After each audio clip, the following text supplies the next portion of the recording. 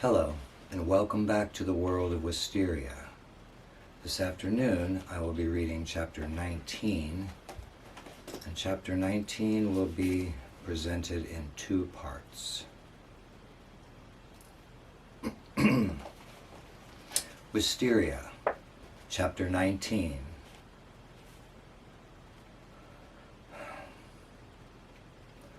With Jeremy in the lead, they wound through the trees into the heart of the woodland oasis. After a short hike, they came to a wooden gate in a low stone wall, which appeared to surround a relatively flat piece of ground, surrounded on all sides by the hills. After hesitating for a moment, Jeremy opened the gate and invited them to enter. Inside, they found a sprawling, rustic garden, filled with lichen-encrusted rocks and lush green flora, punctuated here and there with flecks of bright color. At the far end stood a simple structure, a raised floor of rough wooden planks with open walls constructed of slender, bark-covered branches and topped with a thatched roof. The scene reminded Will of a Japanese garden, though wilder and less austere. "This is a lovely spot," said Emily. "Very different from the rest of your world, at least what I've seen of it." "Yes," Jeremy replied. "This is a very early creation, the product of a much different mind, one that's difficult to recognize as my own. And yet..." "How long ago did you create this place?" Will asked. "How long ago?" he said. "By whose reckoning? Measured in conscious moments, which is the only meaningful measure, it has been ages. I was a dreamer then, like you, still a resident of the waking world. Was there ever such a time?" After a somber pause and a heavy sigh, Jeremy led them forward. Following a simple stone pathway, they soon came to a small ornamental pond, a dozen feet across and roughly circular, with several wooden benches placed around it. "I'm going to take my shoes off," Emily announced. Will went to the edge of the pond and peered into the water. "Koi," he said, seeing the slow movement of mottled orange beneath its surface. "Ah, yes," said Jeremy, stepping alongside him. "Still there, are they? But of course, where would they go?" He then stretched one arm forward and snapped his fingers. A pinch of small granules materialized in the air in front of him and fell into the placid pool. Noticing the disturbance overhead, several fish rose to investigate and began to feed. Shoes in hand, Emily joined the men as they watched the fish finish their supper.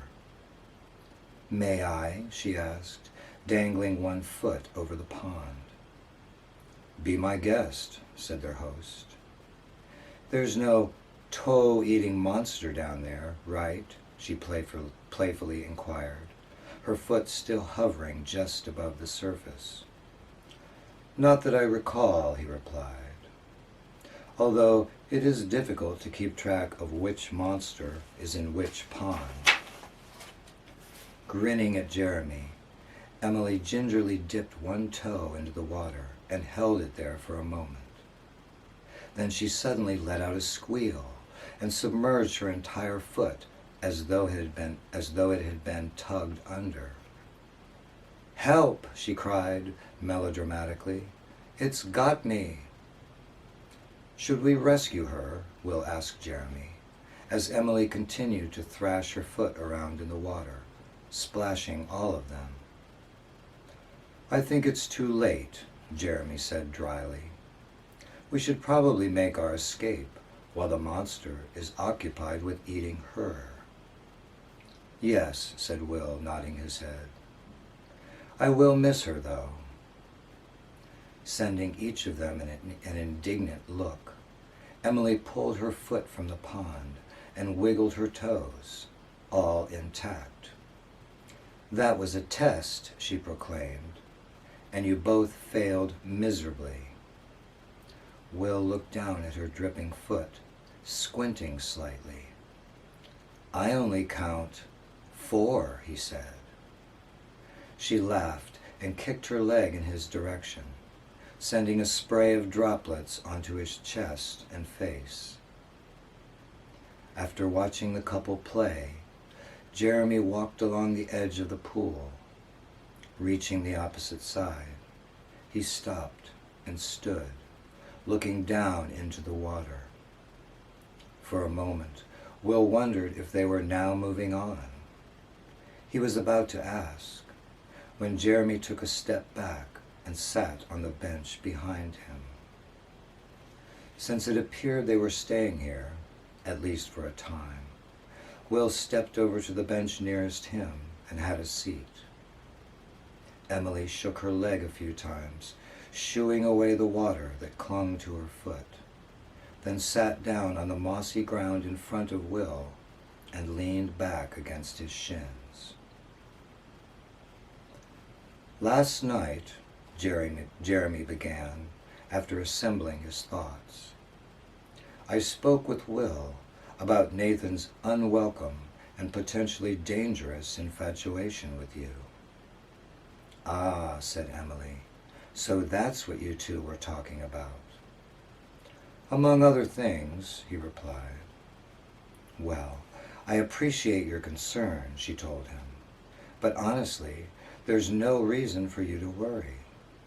I plan to stay far away from Nathan's world, and he's stuck there.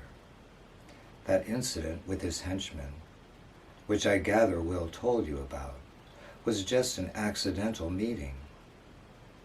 Actually, said Jeremy, though Will filled in the details, it was Charlotte who first informed me of the confrontation. Charlotte, she said, that silly girl. I told her it was nothing. She's just being paranoid. Yes, one of those drifters tried to grab me, but he didn't succeed. I'm not even sure he intended to snatch me. In any case, Will sent them packing, and I imagine they were too ashamed to tell Nathan about the episode. I wish this were true, Jeremy said to her. Unfortunately, it is not. Nathan was informed, and he does not consider the matter settled. How did you learn that, she asked. From Charlotte. No, said Jeremy. From another source. It doesn't matter, Emily shot back, a defiant look in her eye. I'm not afraid of him or his stupid goons. I know, he calmly replied. This is one of my concerns. Are you saying I should be, she asked him. What can he do? Send a squadron of flying monkeys to capture me and carry me back to his castle? Jeremy looked puzzled by the reference. Flying monkeys, he said. That would be an odd choice. But no, I don't want you to fear Nathan. And no, he cannot send monkeys, flying or otherwise, to make off with you. Well, that's good to know, she replied, feigning relief. However, Jeremy continued, there are ways in which he can extend his will beyond the boundaries of his world and potentially reach you. Do not fear, Emily, but do not take this situation lightly. Jeremy's words and the gravity of his tone obviously had an effect on her. Okay, she said quietly. I understand. But what can I do except keep out of his way until he eventually loses interest? Well, for one thing, Will interjected, putting his hand on her shoulder. If more drifters happen to show up, you need to keep out of sight and let me deal with them. Emily placed her hand on his and patted it gently. Okay, she muttered, unconvincingly. I'm serious, Emily, he said. You have to promise me. Do you really think he'll try to have me snatched? She said to Jeremy, ignoring Will's plea. Isn't that against the rules here? It is, he replied. And since Nathan's arrogance and instability are still held in check by self-interest, it's unlikely he would blatantly break them. But these rules are not commandments set in tablets of stone. They are merely agreements made among those who are capable of imposing them. And the gods can be fickle. Would the gods really change the rules for his benefit, she asked. No, only for their own, said Jeremy. Why would it be in anyone's interest to let Nathan run amok, she said. The answer to this is complex, he answered. But it is important that you, both of you, understand some of the larger issues involved. So, Jeremy then rose from his seat and, as was his practice, began a slow march back and forth as he spoke. As you may or may not be aware, Nathan has a relationship with a goddess named Eris. He is a devout follower. He worships her, and her alone, and she in turn rewards his devotion when it pleases her. Nathan believes he is her favorite, that he is special to her. He even calls himself her son, and many of his followers accept this as the truth. Eris tolerates him, making this claim because it brings him more followers, who then worship her. She has little love for him. In fact, I believe she disdains him, but she craves what he gives her. Why would such a powerful being, a goddess, care so much about the adoration of mortals? Asked Emily. Is it simply vanity? Vanity is a potent temptress, Jeremy responded. But it goes far beyond this. It is only our attention to the gods that gives them their power. They are sustained and strengthened by belief and worship. Without it, they would simply wither away. They would actually die, she said. No, he replied. They will never die, but they would exist as essence only, hollow abstractions lying dormant until called forth into the world. When I learned of your clash with Nathan's men, I looked into the matter, just to make certain the encounter was accidental, which, in fact, it was.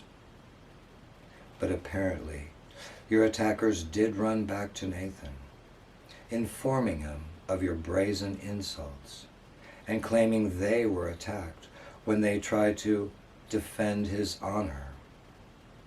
This, as you might imagine, infuriated him.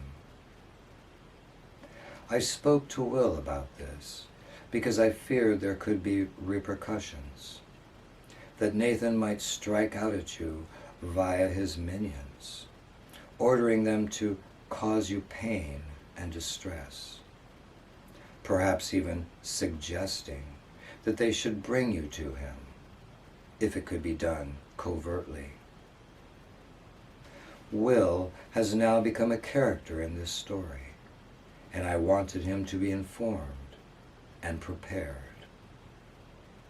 I also needed to know what kind of role he was willing to play. I needed to discern his mind concerning you. And when I spoke to him, I was reassured. Since that conversation, however, I have received new information, and, regrettably, the situation is more serious than I believed it would become. For it now appears that Nathan has taken his case directly to Eris. "Fine," said Emily, undaunted. What kind of case could he possibly make? Those drifters started the trouble. We were just defending ourselves. "Nathan claims you slandered him and assaulted his men," Jeremy told her. "He also maintains it was a willful attempt to undermine his authority over those who follow him. He argues that this represents a challenge to her authority as well, since his followers are ultimately hers. Furthermore, Nathan has insinuated that you actually intended to disparage her as much as him, even hinting that your disrespect for her is what lies behind your contempt for him." "That's ridiculous," she exclaimed. "What a little weasel." "Yes," said Jeremy, "but a clever little weasel." "Does Eris believe this nonsense?" she asked. "It is unclear exactly what she believes," he answered. "But I know she hasn't simply dismissed his argument." "What if she does believe him?" Will asked. "That is also unclear," he answered. "There are various possibilities. Nathan may ask permission to summon Emily to answer for her crimes, and, if she refuses to come willingly, use whatever force is necessary to make her comply. If Eris gives her consent, whether overt or tacit, Nathan would then feel free to send his henchmen to locate and capture her. Our bigger worry is that he may request more than her blessing, more than mere shelter from the law. He may ask her for direct aid. If you had only to contend with Nathan and his men, I believe you two could handle yourselves. But if Eris herself becomes involved, maybe we could talk to her and explain what really happened," Emily proposed. "That would be quite risky," Jeremy replied. "For now, it would be best to draw as little attention to yourselves as possible, and hope she takes no personal interest in the affair. Even if she believed your story, Emily, there is no way to predict her response. Rationality, at least as we see it, is not one of her strongest qualities, for she is true to her nature." "Is there someone else we can appeal to?" she asked. "What about the other gods?" "I doubt they would be inclined to intervene in so small a matter," he said.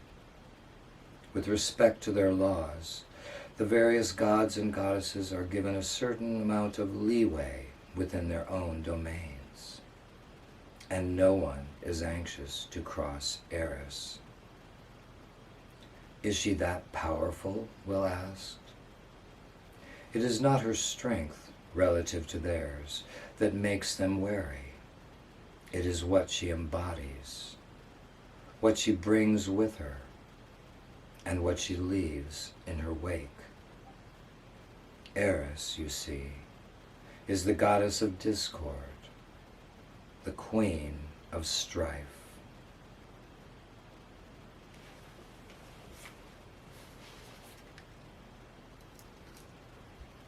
And that concludes part 1, and we will return very shortly with part 2.